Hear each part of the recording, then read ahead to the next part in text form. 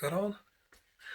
Hi, my name's Martin Harvey, aka Crazy Jack, and I'm the creator of lots of different guitar pedals, including things like this. This is one of my fish faces.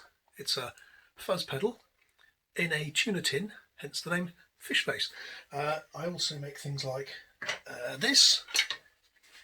This is a Fuzz Face clone in a Morris Minor hubcap, so I've called it the Mog Face. Look at that, it's like a spaceship. Anyway, today I'm going to talk to you about how I get this inside this. And that's what this video is all about. Basically, I still haven't decided what to call this yet, but this is basically a fuzz face with all the resistors and capacitors replaced with variable components, either capacitor switches or potentiometers instead of a fixed resistor, so that I can tweak the circuit. Okay, so I've had this running in another video and I've done a bit of a demo on that, and I'm going to try and keep this video short today because I do ramble on a bit, but today I'm going to show you how I get all that stuff inside one of these. Now here's a standard, I think this is a I was going to call it a Fuzzog. Here's a standard Hammond 1590B enclosure, I believe. And getting all that stuff here, getting all that stuff inside one of these would be a bit of a challenge. You know, I mean, fine, if you're going to use what I call surface mounted technology and get your circuits printed and everything like that, it's a doddle. But if you're doing analog stuff like what I am, then it's not so easy. So come along, I'm going to zoom in on the desk a minute and show you these things, and we'll go from there. So how to get all of that stuff into one of these. And what is this? Huh? Interesting, hey? Recognise it? Right, come over to the bench, follow along, and let's go. Yeah!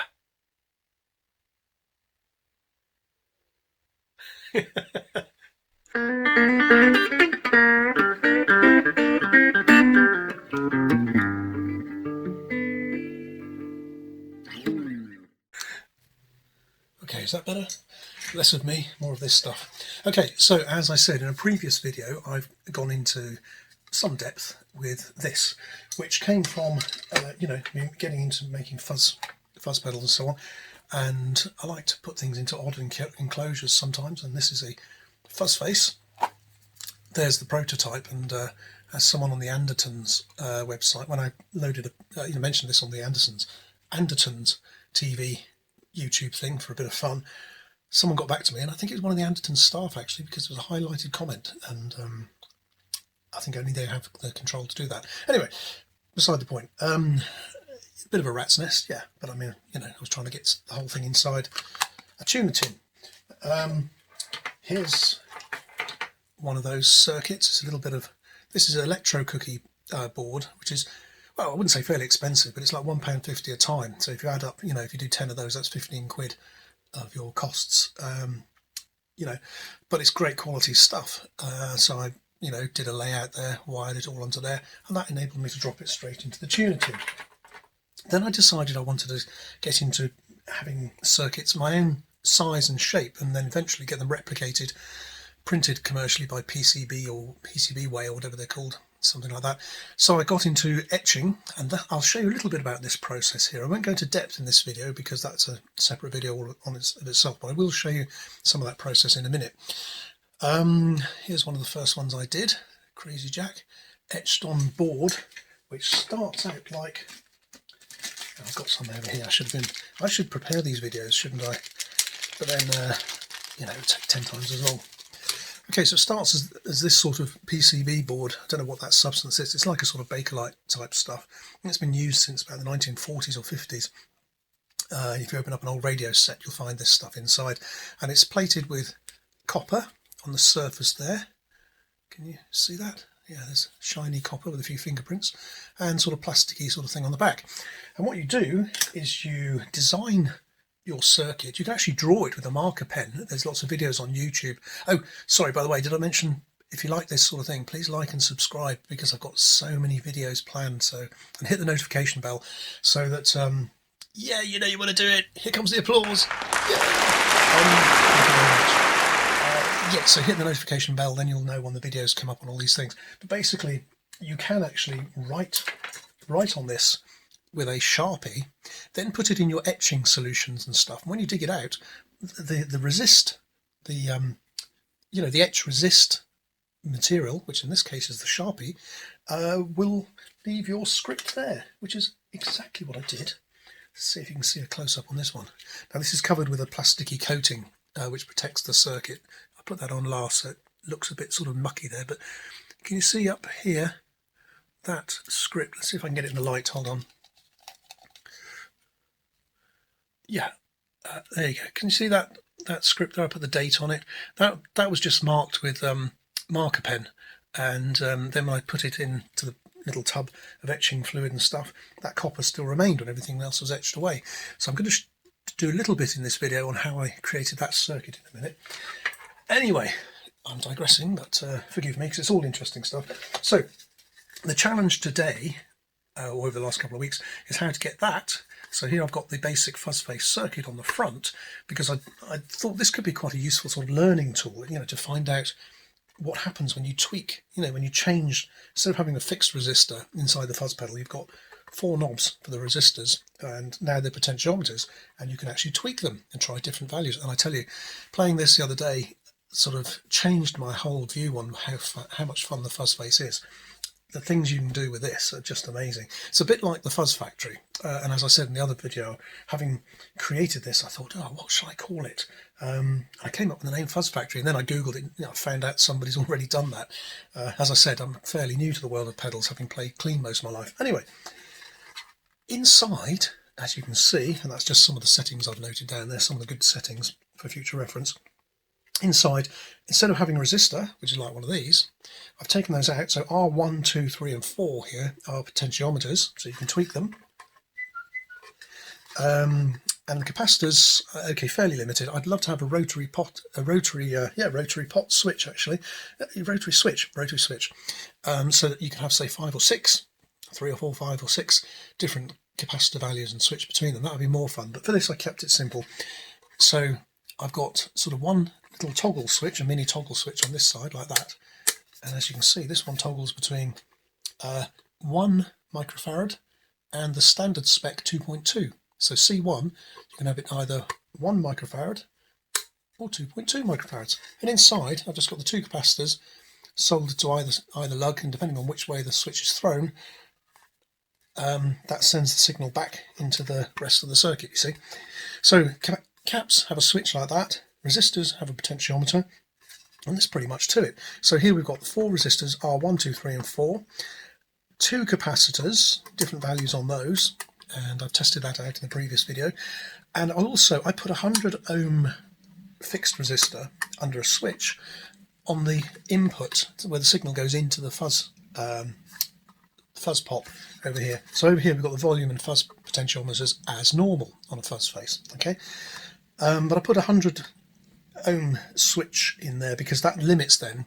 So if you take all the resistance away on the potentiometer, on the fuzz, if you take all the resistance, turn it right down, takes all the resistance away, the signal going through there, it all gets a bit wild, and if you like that sort of thing, that's fine.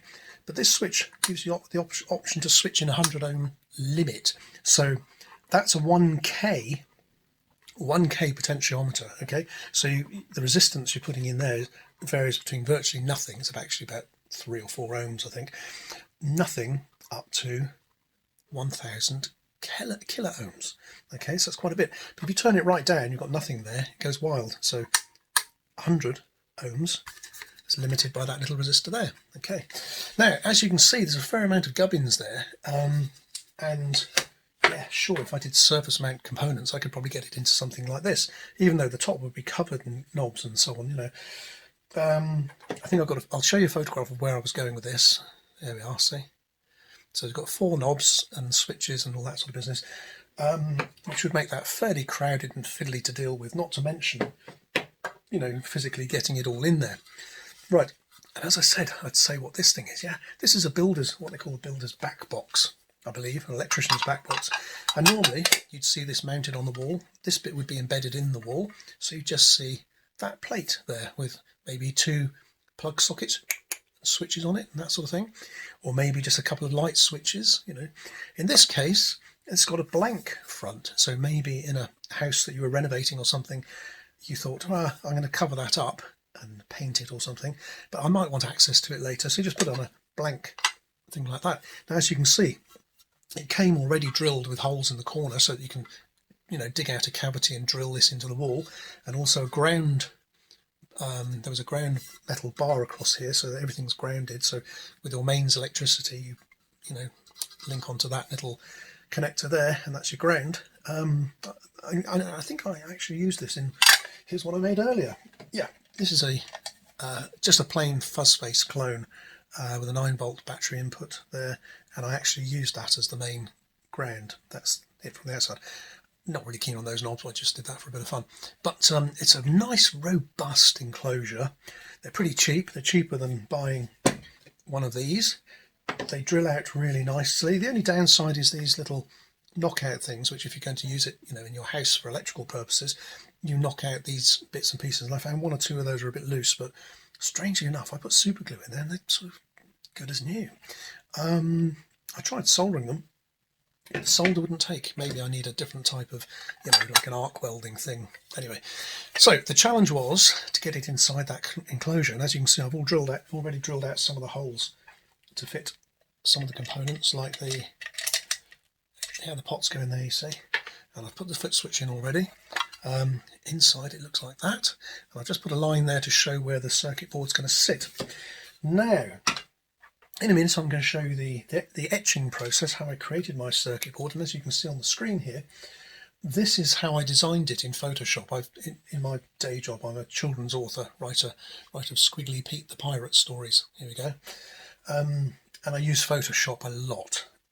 So when it came to designing this, I know I could use Easy EDA or loads of other programs and stuff, but I just went to this because this is simple. At the end of the day, all I'm going to do is design the circuit here. Yes, that's me drawing it out, and then I print it on this glossy laser paper. The toner, if you can see, is on there, and then I stick that onto a blank piece of this stuff like that. Get a hot iron it down. I'm going to do a separate video on all of that, and there's other videos on YouTube showing that process as well. And then you peel it off, and you're left with your design with a black toner on here. You have to sort of flip that one way or the other to make sure that it comes out the right way up when you print it. And then there's the etching process, and finally you end up with a little circuit board. Let's see if I've got one. Yeah, here we go. There's one I made earlier. Now this is oxidized a bit, so the copper isn't as nice and shiny as it was when it started. But there you can see one of my Crazy Jack fish face circuits there. Okay, I've only made 1 or 2 with this because basically it takes so long to do the etching and make these.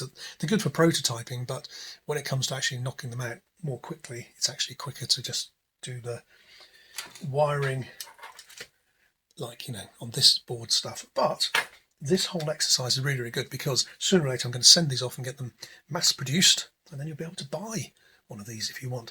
Okay, so there we are, etching the circuit, and then you solder on all the wires. Now, the principle is, as I said, in this thing I've sort of extrapolated the Fuzz Face circuit out so that you've got control over each of the 4 main resistors and capacitors individually. So, having sorted out where everything goes in this, and that's where a lot of the time goes in designing this. See, that fits in really nicely there. Look at that. Beautiful, isn't it? There. I've actually designed this so that those 2 pots are the exact distance apart to drop into the fish face as well. So I can use the same circuit in all these things.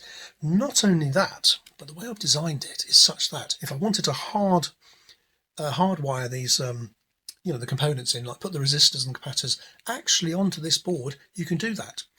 Or you can do what I've done in this case and take a wire off. So where, say, R1 would be, there's 2 little connection points on this on the board here.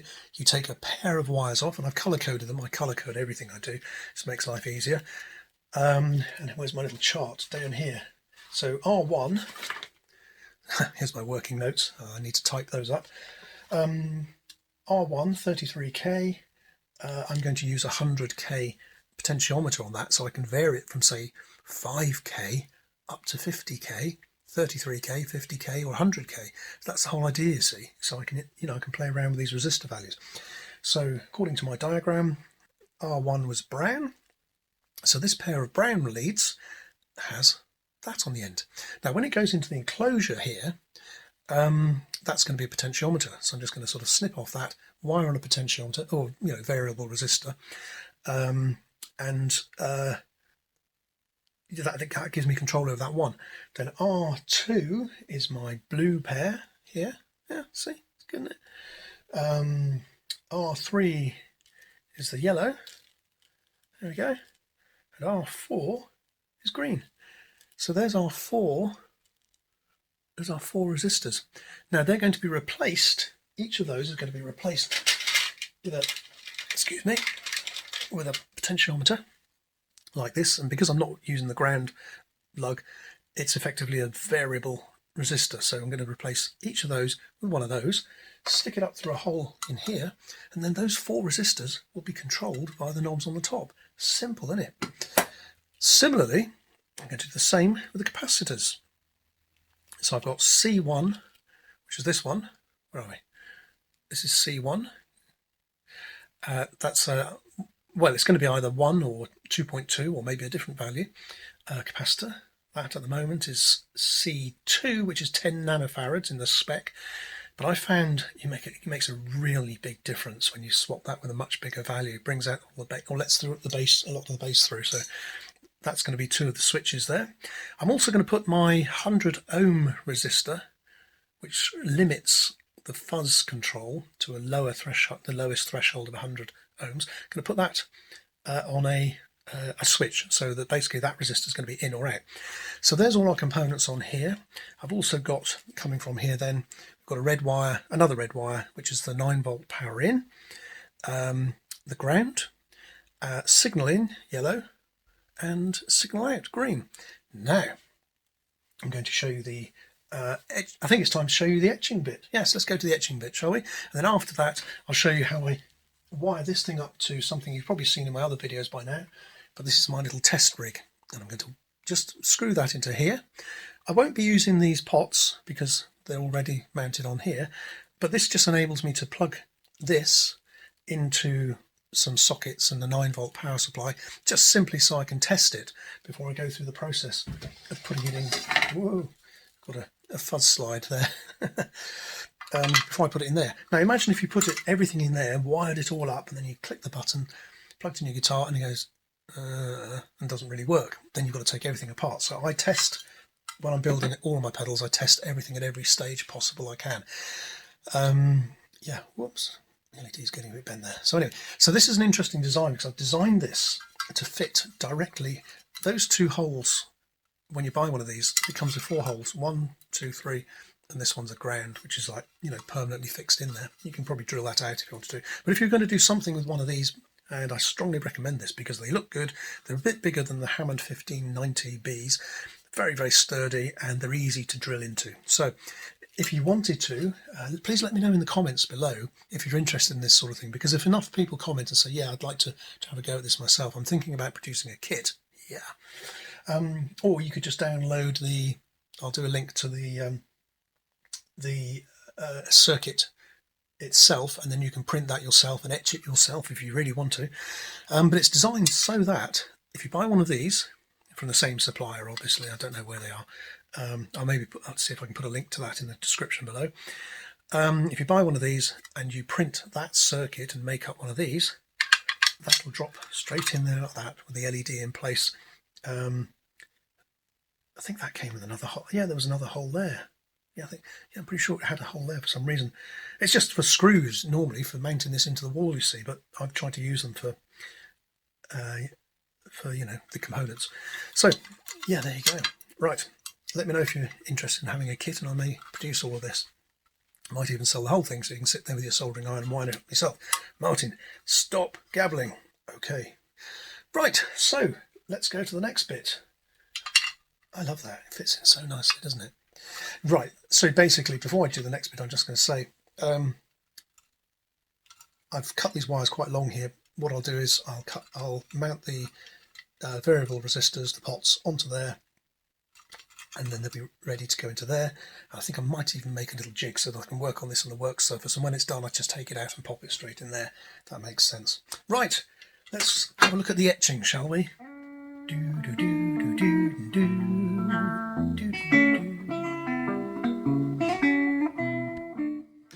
Okay, so over the rather clunky version of the Vision On theme there, which I love, I'm going to tell you about what's going on in this process. Okay, so here we've got the transfer, oh, hold on, going too fast. I used the iron to transfer the design from the paper, which you saw there in the first place, and you have to hold the iron onto the paper, onto the copper plated stuff, and hold it down for about 4 or 5 minutes, nice and hard, to make sure the stuff transfers. Okay, and here's a lineup of the chemicals used. Now the key one here is sodium persulfate, which is quite caustic, so be careful if you're ever working with that. The options are ferric chloride, I believe, but hey, hold on. Yeah, anyway, so I use this method and it works really, really well. All you need is some water, boiled water, cooled, mix it up with the sodium persulfate, and there's my instructions on the left. Very scruffy, but comes from my old days in studying physics and science at school. You write everything down and then you can repeat it. Anyway, once I write these all up and it all looks nice and neat and tidy, then maybe I'll publish those somewhere and give you a link. Right, so basically you get a couple of spoons of this sodium bisulfate stuff, sodium persulfate, mix it up with some water, put it in a little dish. I'm using an old yogurt tin or hummus container there, which is useful, see, recycling, and you pop it in there. Now there's the raw thing just gone in, and after a few minutes you start to see these little bubbles appear. Now this is where the magic starts to happen, and believe me, this is nearly as good as playing guitar itself. You start to see the bubbles appear. They're very tiny at first, and I've worked out that if you make this solution a bit more concentrated, this all happens more quickly. I did quite a weak solution here, so it took about 15 minutes, but I've done it before with a stronger solution, and it all took about 4 minutes, so you've got to be careful. As you can see, the copper starts to be etched away by the chemical reaction. Not sure what's going on there exactly. Maybe I'll look into that sometime. Oh, here it is, nearly finished. The copper has almost all been etched away there, and then you take it out and you dry it off. Now you can still see the black tracks from the toner, and you start to wipe that. Here, hold on, these pictures are going too quickly. You need to get some of this nail polish remover, acetone. Again, this stuff was pretty useless. I'm not sponsored by Sainsbury's, but if they want to sponsor me, that's fine. This stuff was pretty useless because it was a little bit weak. If you get some stronger or pure acetone or something, that toner, the black tracks on there, will come off quite easily. In this case, it didn't come off very well at all. I rubbed and rubbed. You can see where I did it with the marker pen. That's come off straight away, that little bit of date script there. Anyway, in the end, I resorted to some very fine grit sandpaper or wet paper. I think it's about 2000 grit, the sort of thing I use for polishing frets and so on. And just very lightly sanded it off. Now you can still see some of the toner remaining on the tracks there, but that's okay. It's still going to make an electrical contact. And the last thing I did was then to get out the old multimeter and just check connectivity throughout the circuit from one point to another. Check the ground rails, the ground tracks, and all the other little bits of track there. Just make sure they're all working as they should. And then you're ready to pop it onto your helping hands. A little tip here, those crocodile clips can dig into things and destroy wires. I put some heat shrink tubing on to prevent that. Anyway, here we go. There's the nice shiny copper tracks. As I said, a bit thicker than the first ones I did. Thank you very much. A little bit of applause coming from the other track there. Anyway. Okay, so here's the finished circuit, all wired up and ready for the next stage of testing. Now, at the moment, I've just hardwired individual components onto each of these pairs of wires. Now, as I think I'm going to explain earlier in the video, this is a basic Fuzz Face clone circuit, and what I've done is instead of putting, okay, here's the circuit board. We've just got the 2 transistors, the LED and the pots are wired in, and C3, because I'm not messing around with that one for whatever reasons. But basically C1, C2, R1, 2, 3 and 4 have all been extrapolated out onto these wires. So basically where the resistors or capacitors would be on the original circuit board, I've taken 2 wires each out and soldered on the resistor here. Now the reason is for this, I want to test this circuit before I go ahead and install it in the box, in the enclosure, which is here, because if I just go ahead and do the whole piece of work and then I find out something doesn't work, as I did in this case, then you have to undo all of that and it's a right mess. So I like to test at every stage of the process to make sure everything's okay up to there. I've just tested this one. I've just made a little video which I'll show you after this, but basically, so just to recap, so there's the circuit, and just to recap, because I don't know whether I put this at the beginning of the video or not, this all came from a schematic which is freely available on the internet, such as this one here. This is the Dallas Fuzz Face NPN negative ground silicon version, and there's my diagram which I've worked into something like this. This was an older fish face version I did, and this is the recent one I've been working on, a little bit tighter, and also made the tracks a bit thicker.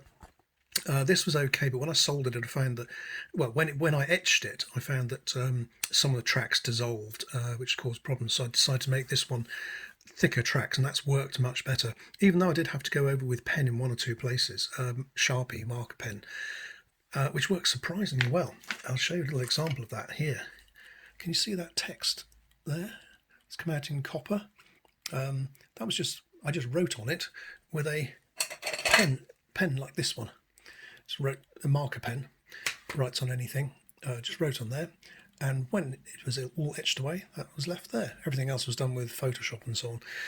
So there's all the tracks and the components soldered in, hardwired. Now in the final version, in this thing down here, blue tack that on. In the final version, I'm going to have 4 knobs for the 4 resistors and 3 switches for the caps. But I wanted to make sure this was all working. Once that's all working, that's going to go into the enclosure, slots in very nicely like that. The LED pops through, and those are our 2 main volume and fuzz pots. And then we've got 4 controls here for the resistors and 3 switches for the caps. So I wanted to test this, and that's what I've just done in another video, which I'm going to tack on to the end of this. The soldering is okay. Some things are not so great. It's quite tricky soldering on this board. Sometimes you have to learn sort of slightly different skills from if you're doing it on a nice commercially produced electro cookie board or something like that. Anyway, so it all works, and what I do next, the next stage of testing, is I've got this little rig here, which when I make a pedal, that's why I blue tacked it, to raise it up a bit so that you can see it in the camera. There we go. Let's stick that on there just for a minute. Okay. Right, so the next stage of testing, I have 4 wires coming off this, and virtually all the fuzz pedals I do at the moment, this is the or amplifier, this is the sort of format I get. Power in, ground, signal in, signal out.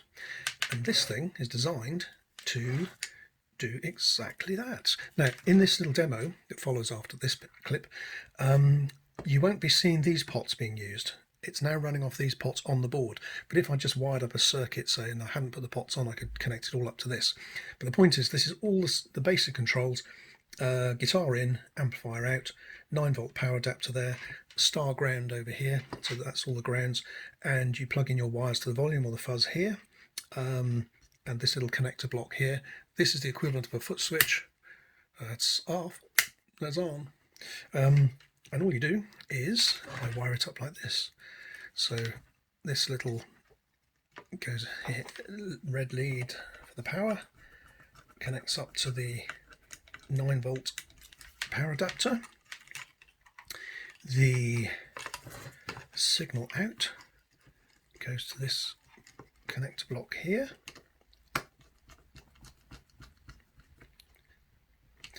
I did have a load of these little connector blocks here, but they were rubbish. They kept falling apart and not working, bad connections and so on. So I put bigger ones on, which look a bit more clunky, but on the other hand, they're more reliable. At the end of the day, reliability is where it's at, man. Okay, so that's good. This one goes in here. Now, I'm thinking about supplying these things just like that. If you're interested, please let me know in the comments. Like and subscribe and so on. But let me know in the comments down below if you want to find out more about this thing, because I might make a few of these, and it's perfect for testing this sort of thing. It's a bit like the copper sound thing, the things that copper sound do. Now, let me just check this. Signal in, signal out, ground. There we go. All ready to go. All we need is some power. Over here, just using a 9-volt battery. That's automatically on because I haven't put a switch on this yet. So that there is your Fuzz Face. Plug in your guitar here, and this lead here goes to my desktop amplifier, which I've mounted underneath my monitor.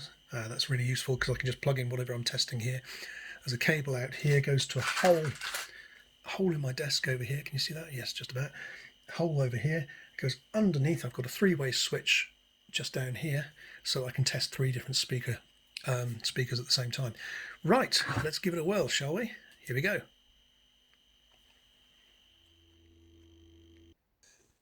Okay, so here's a little voiceover to explain what's going on here. I recorded this little bit of video because I was just going to upload it to YouTube as a sort of self-explanatory clip to go alongside any demo I was doing on Facebook or anything like that.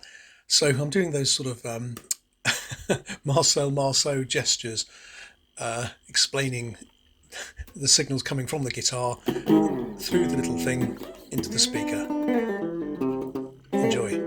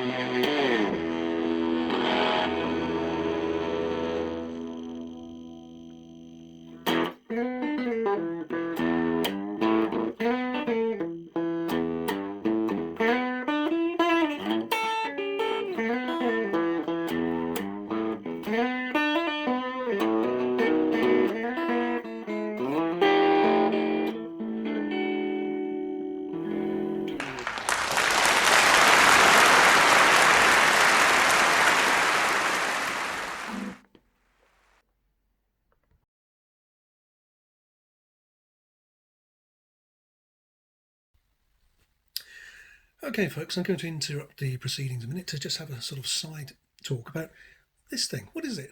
Huh, it's a cheese grater. with very big holes. Now, I'll tell you what this is in a second, but first I'll show you this. Now, when I got into doing this circuit, I was going to mount it on this. Now, this is actually a bookend which I bought from Habitat many years ago, and I bought about half a dozen of these, so I've got a couple surplus. And I thought, right, what I'd do is I'd bend it back like that, and then I could mount the circuit on here, have all the knobs, and you could still relate that to the actual schematic diagram there, you see. So you're actually understanding what you're doing as you're working right there. So I haven't finished that one yet. I'll come back to that. Things have sort of leapfrogged, and I'm now using this idea to build this thing. And what this is, right? Now, yeah, I mean, lots of you pedal builders out there will already be using similar, especially in the commercial world, be using sort of similar sort of things. But it's a jig to enable me to build the pedal. Now, I've talked about how I've put together the circuit here, etched the circuit board and so on. Now I've wired up all the, as you can see on the circuit board, there's only really the two transistors and that one C3, which I'm just leaving as it is, and the pots, which are hardwired in there, and the LED. And I've designed this so that it all fits really nicely inside. Excuse this a minute, I'm just going to tip out all my bits, so that this all fits inside the enclosure here. Now, what I did was I've drilled this out to exactly where all those knobs and switches are going to go, so that's all perfectly worked out and drilled out. And then I got one of these bookends and I drilled the holes to match the enclosure here exactly. And what's all this business about here? Ha! So as you can see, I've mounted all the pots and stuff and the switches here and the in and out sockets, which are going to be on the sides. The in and out sockets are going to be on the sides here. So I've just put them there. So once it's all wired up, this loom is all ready to go. I can just like fold those in, pop it all inside here and do up the nuts, and we're all happy. But I thought, how am I going to, I hate sort of working in confined spaces and messing around like that. I like to make things sort of efficient. So I thought, no, it's not that one, is it? If I make some holes on this side, I can stick this through here and very, very easily do up my nuts for every potentiometer and switch very, very easily. So that's really cool. Now, as if that wasn't cool enough, I've done it so that it sits on the desk like this. You can turn it that way up to access all the bits. You can even push your finger there to activate the foot switch if you want to, because it's going to be down here. But I've got the power, everything's on there, all ready to be wired up and then popped into the pedal. But as I said earlier, I like to test things at every stage. So I think I'm going to put this on a little base here to keep it a little bit more steady. But basically, this is the clever bit. Once I've wired it all up, and I'll show you this when I get to the end of this video.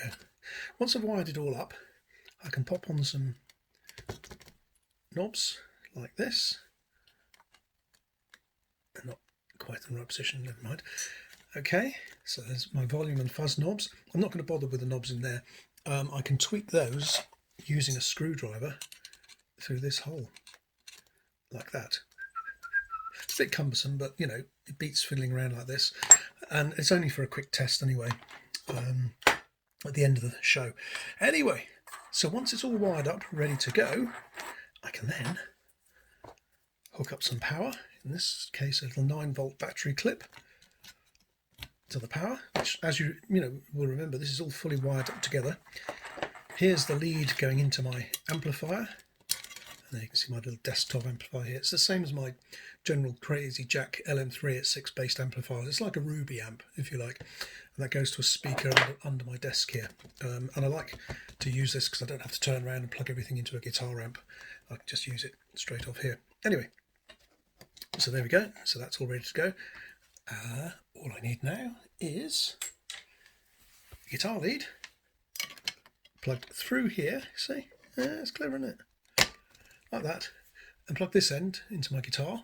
I'm going to have to sort out a different lead, but never mind. Plug that end in your guitar, turn it on. Where's on? Of course, on-off switch down here, foot switch. And there we go. And I can actually test it on the bench like that.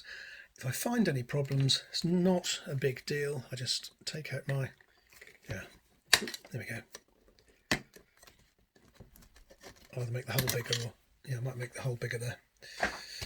Take out my leads, take out my power, turn it over, and I can resolve any issues like that. Right, there you go. Right, so on with the video. Okay folks, right, so we've wired up most of the pedal here. The only thing I haven't done is the 100 ohm resistor, which I'm going to put on it as a limit to the sort of lower threshold of the fuzz pedal resistance, and that's because I've got to work out where I was going to put it. I moved things around. I think I'm going to have to put it up here now, so I'm going to have to drill another hole for that up here. Anyway, apologise for the building noise going on in the background. I don't know what that's all about. Anyway, so I'm going to leave that as is. This should theoretically play, so I thought I'd sort of bring you along for the ride as usual, so you can actually see what happens when we plug this thing in. Now, what I did last night when I was working on this was I hooked it up to this. This is my test jig, which I, when I'm wiring some of these sorts of pedals, I pop it into here, and then I can plug in my guitar, power, amplifier, and I've got the pots on board here, which means I can test the circuit when it's in this sort of format. Here's one I prepared earlier. So when the circuit's in this sort of format, I can plug it into here, wire it up to the guitar and the amp, and test it before I go any further. And if anything's wrong, I can fix it at this stage. But this is a useful sort of tool to have lying around. I've got various versions of it. This is another one. In fact, I could probably wire that up to this. I'm not going to do that now because I'll have to do some thinking, and you don't want to watch me thinking. Right, okay, so I'm going to hook it up to this one because I know this will work. I've just got, but to make it work last night, I had to have it like this sort of thing. It was a bit dodgy. So I've just put some extension wires onto the, basically with any of the pedals I'm making at the moment, I have 4 wires coming off it. Power in, ground, signal in, and signal out. Everything else is controlled up here, and that's all you need really. So what I'm going to do very quickly is just wire up the last of these little extension wires. I know some of you people absolutely love to watch soldering. I know that lots of people who make pedals and or electronics or fix radios and stuff, they say they find soldering very therapeutic, and it actually is. Once you've got some music on or listening to a video in the background, usually someone else building pedals, like Hello Sailor pedals, Hello Sailor effects. Go and check them out. If you haven't seen Joe's site already, I'm sure you have. Right, so this is just rough, so I'm not even going to put any heat shrink to protect it on there. There we go. Oh, that's why blue tack's really, really useful. See what I did there? Dead easy. Okay, so if you're doing pedals, get loads of blue tack. You use it all the time. Right, so there's our finished pedal, we think. Is this going to work? Who knows? Right, so here's my jig, and what I do is basically all this is all the sockets pre-wired with their grounds all joined together like a star ground on a stable platform. This is actually a disc that I cut out for the speaker hole for one of my amplifiers, my Crazy Jack amplifiers. I knew they'd come in useful. I keep everything offcuts, bits of broken things, because sooner or later it all gets used, just like my offcuts when I'm doing wiring and stuff. All those bits, the offcuts, they eventually get used. Yeah, sometimes you need like a little 5mm bridge jumper or something, and that's where all that stuff comes in useful. Right, so this should be yellow. I used a bit of orange there, and there we are. Screw that in there. So we've got power in, signal out. All we're missing is a bit of ground. Links up to there. Right, ye old moment of truth. Will this all work? Okay, I jest not. I haven't done this before. This is the first time since I built this thing yesterday, and this is going to be the way forward, I think. In fact, if anyone's interested in having one of these, I found it so useful. As soon as I designed it and popped the board onto there and started working, I thought, yeah, this is the way to go. And especially since I've got the holes here, so that I can just pop in the old socket spanner thing and do things up. It's just so good to work with, so easy, makes life easy. Right, so if you're interested in having one of these, let me know, because I might make them to order. I might even make a couple of sort of generic ones, you know, for fuzz pedals and things like that, with a few holes already drilled and you can sort of use it. Anyway, let me know what you think in the comments, and if you haven't already, go on, like and subscribe. You know you want to. Here comes the applause. Yes, thank you very much. Okay, now power. So there's our, I'm just using a 9-volt battery on a battery clip here, but you can plug in your standard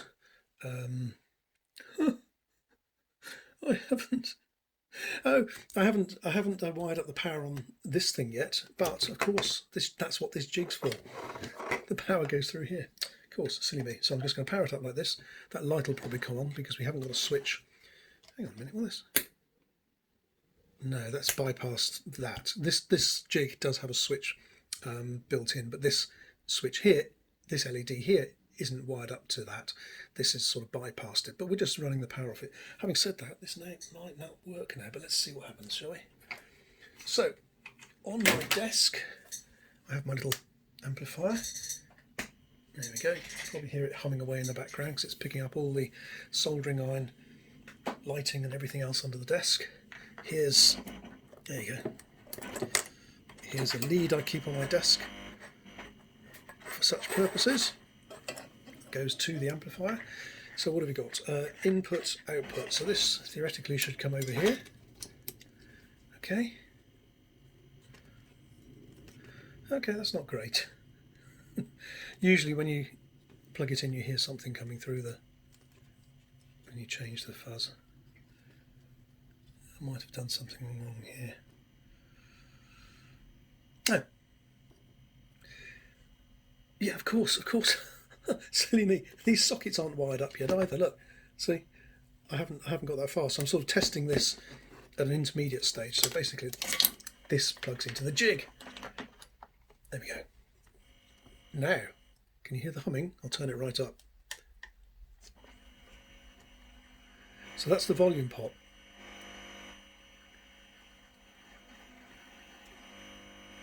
That's the fuzz. They both seem to be making a noise. So that's actually good. That's good. Right, let's plug in a guitar. I'm not going to plug it in here. I'm going to plug it in here. And I'll get my old trusty Squire telly with me relict Crazy Jack bridge. Look at that. Oh, a taste in it. Okay. Right, plug that in here.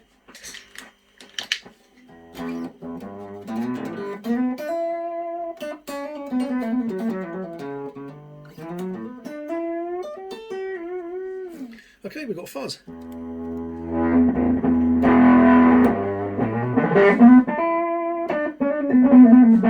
Wow, pretty monster, eh?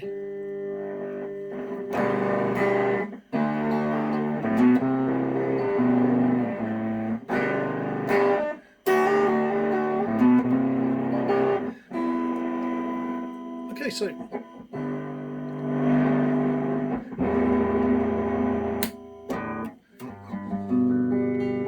there's the jig down here.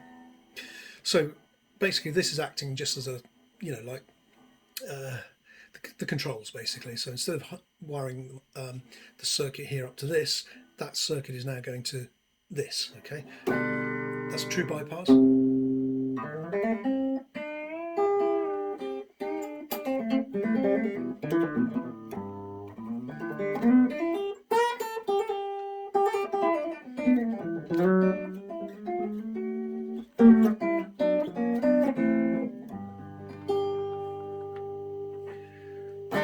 Okay, so let's have a bit of fuzz.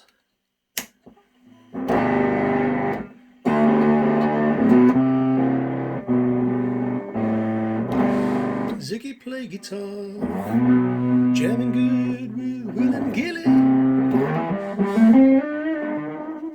Okay, the windows are shaking. So now the whole idea of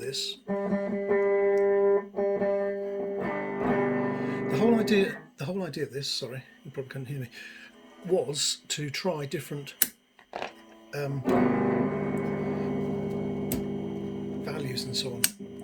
Now, I'm going to set it to what I think the default. So R1, I've got a 100k pot in there. And let me get my little chart out, hang on. These are my notes I made when I was just whacking it all together. I'll type these up later, and this will become the instructions, and eventually if I do a kit, these will be the instructions that go in a kit. Don't look very tidy there though, do they? Okay, so R1 over here, the standard spec is 33k. I'm using a 100k linear pot, so 33k should be a third of the way round. So I think that's half, so I'm guessing a third should be there. R2 is 330 ohms, and I've got a 1k pot, so again that's going to be 1/3 of the way round, isn't it? So that's all the way round, that's half, so probably about there. R3 is 8.2, and I'm using a 20k pot, so halfway round would be about there. That's 10k. 8.2. Oh, that's interesting. Can you hear that? Around that area, it starts to pick up like some sort of radio interference.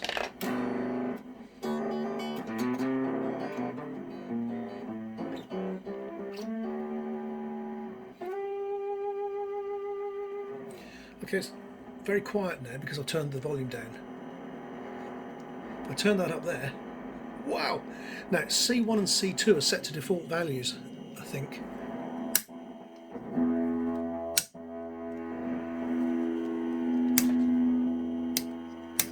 This is the one in one of my previous videos, C2 over here. That's the standard spec, 10 nanofarads. That's 1 microfarad, which is 100 times bigger, and that makes quite a big difference to the bass. Now this is all pretty wild, even though I've got my 100 ohm resistor there. So there we go.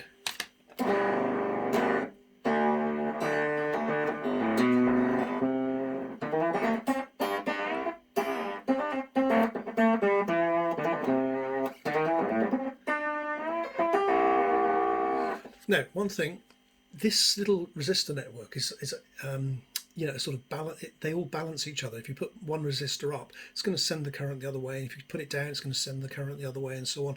So there's a little complex network of resistors in there. Just remind you, if I can dig up the. There we are. There's the schematic. So basically, this little network of resistors, R1, 2, 3, and 4, the feedback resistor here, they sort of balance up the biasing on Q1 and Q2, and depending on how these are set, that determines how much the signal gets sent out this way and how much gets sent out to the fuzz and so on. The two switches here I've got, Q1 and, I don't know if you can see them there from that angle. You see those switches on the bottom row there? That's C1 and C2. C2 in the spec is 10 nanofarads. So I've got it switching between the spec 10 nanofarads and 100 times that. That lets a lot more bass through. Similarly for this, I think I've got 2.2 there and 4.7 microfarads there. So anyway, so that's how it all works, balancing up this whole little network, and that's what's fantastic about this thing. Now, one of the names that I'm thinking about is the Fuzzulator. Someone, if it's you out there, hi. At the moment, I keep thinking of the word Fuzzulator in my head. I'm not sure whether I came up with that or you came up with it, or between us, I don't know. But I quite like the idea of that. It's a bit like a Fuzz Factory in that you sort of tweak these things and get different noises and so on, but it's a bit simpler because basically it's just a souped up fuzz face. But anyway, right, so R4 is by standard spec 100k. I've got a 250k, so it should be just about under halfway. So that's full way up, that's halfway. I'd say 100k is there. Oh, can you hear that?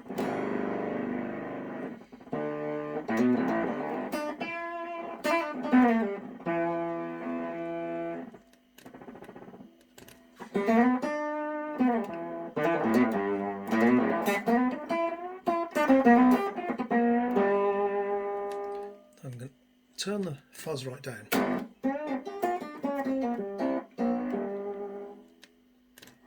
And the volume up.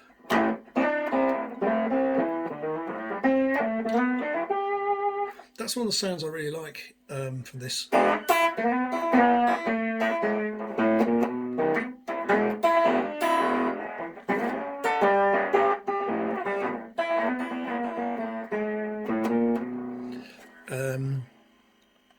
all very fuzzy, isn't it? What happens if we turn that one down a bit? There we go. How interesting is that? R1, okay. Turn it down.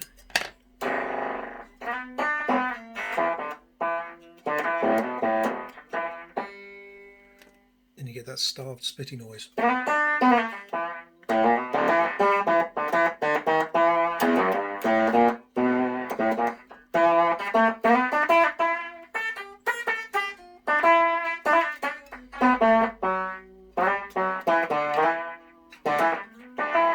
Seems to be some sort of modulation going on there as well. Anyway, let's just whack that up a bit. Let's switch to C1. That doesn't make too much difference.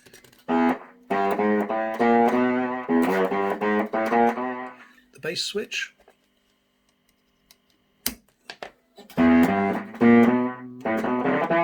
Crikey.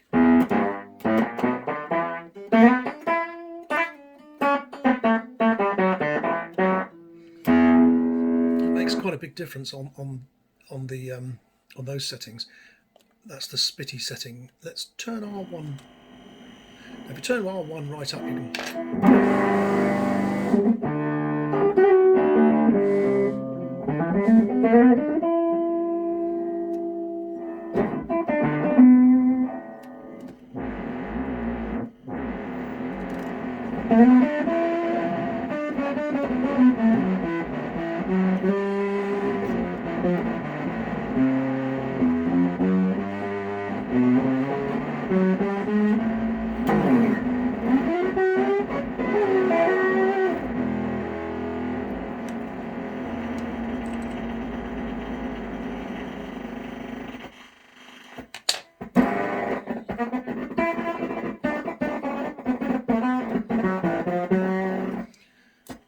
quite a lot. You can have quite a lot of fun with this, can't you?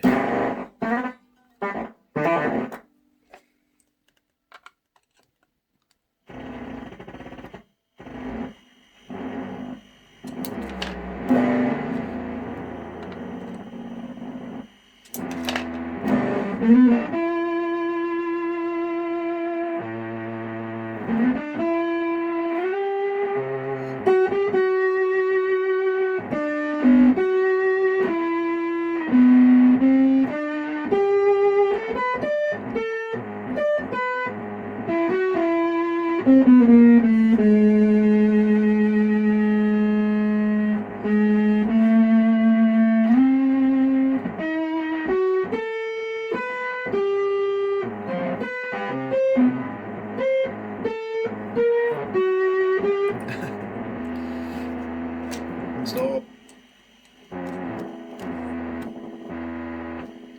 That's interesting. So maybe this isn't Earth, so that's adding to sort of some of the oscillation features there. Anyway,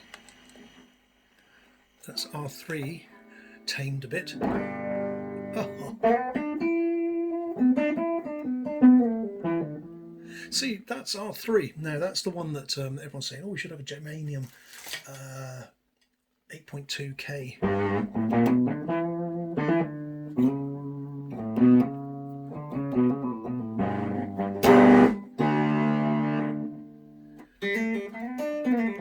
I just backed off the volume on the guitar a bit there.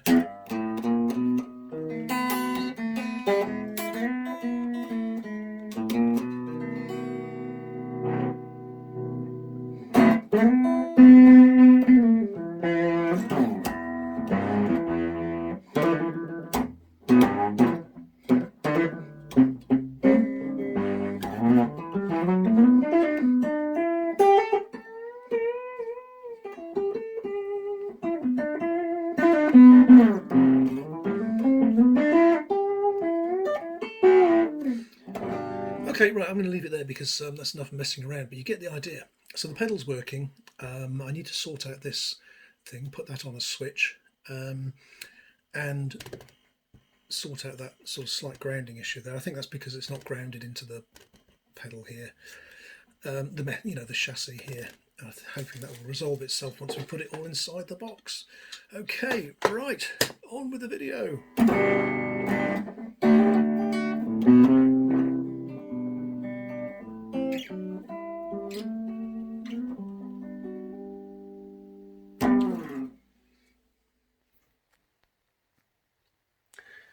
Hi, 'tis I, Crazy Jack, again, here by the glow of my cosy halogen of fire.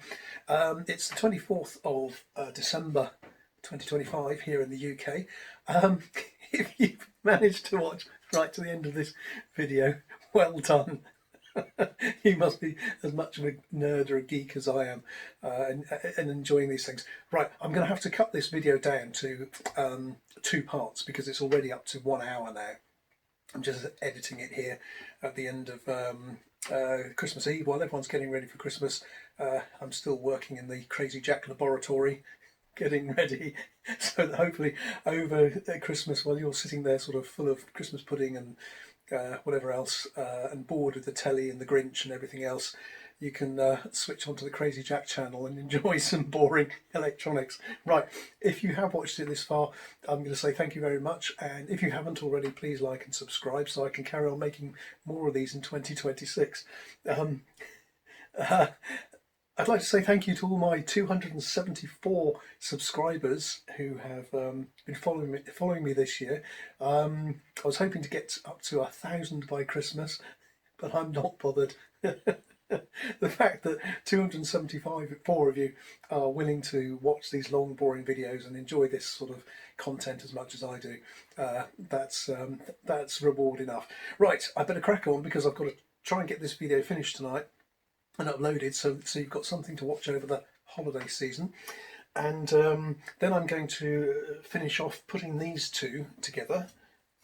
Finally, I'll film that, and hopefully you might even get 2 videos over the Yule tide. Right. I've got so many plans for next year, so many different plans for different types of pedals and amps. Some of the things I'm going to be putting the amps into are going to be a bit fun to watch, so make sure you like and subscribe, and stay tuned for the second part of this one. And if you can't be bothered to watch that, have a very Merry Christmas and Happy New Year. Over and out. Crazy Jack, bye.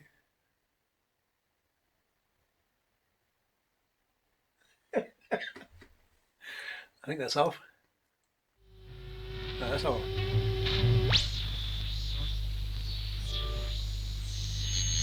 You'll hear the new tunes.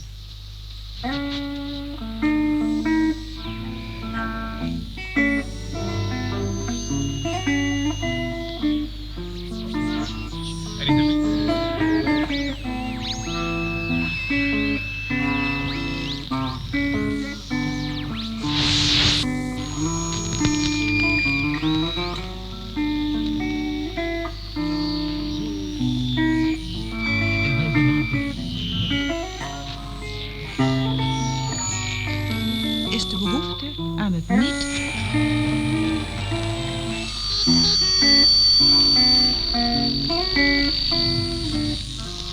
Composé.